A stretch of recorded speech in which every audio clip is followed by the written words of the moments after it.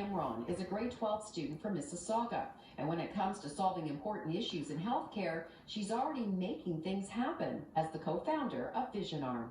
VisionArm is a project to develop cheaper alternatives to prosthetics today. We're using technologies like 3D printing and artificial intelligence to significantly reduce the cost and scale these to developing countries. Where has that dedication, that passion come from at such a young age to want to put everything you have into this? I got exposure to a lot of developing countries, got to visit rural parts of India and Pakistan, and through that I got to firsthand kind of see people experiencing these problems. 5 months ago, she started to code and learn about technology and discovered how technology can help to solve social problems. I had a family member who an amputee and they needed a prosthetic arm, and at first they actually couldn't afford it. And that's really what fuels me, is being able to help people and bridge a problem that exists today. How does this arm actually work?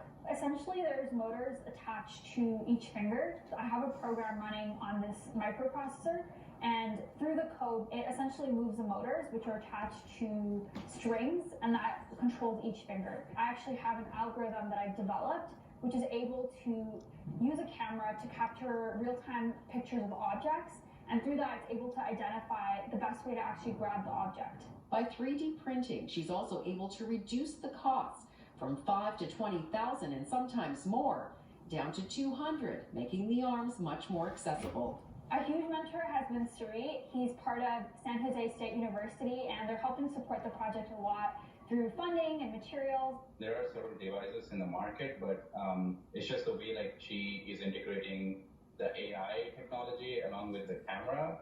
It's very unique in terms of like bringing a high-end arm at a cheaper cost to masses. And we're hoping to actually test in their rehabilitation lab in the upcoming year. It's kind of like a preliminary test to evaluate the functionality of the prosthetic arm before it goes for actual testing on humans. Alishba was recently named a Young Innovator to Watch by the Consumer Electronics Conference, one of the largest conferences in the world for technology.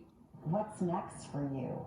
I think people like Elon Musk, like Vinod Khosla, are people that I really look up to. So I think getting to work on a hard problem with a team that has a really exciting mission, or either getting to build my own venture.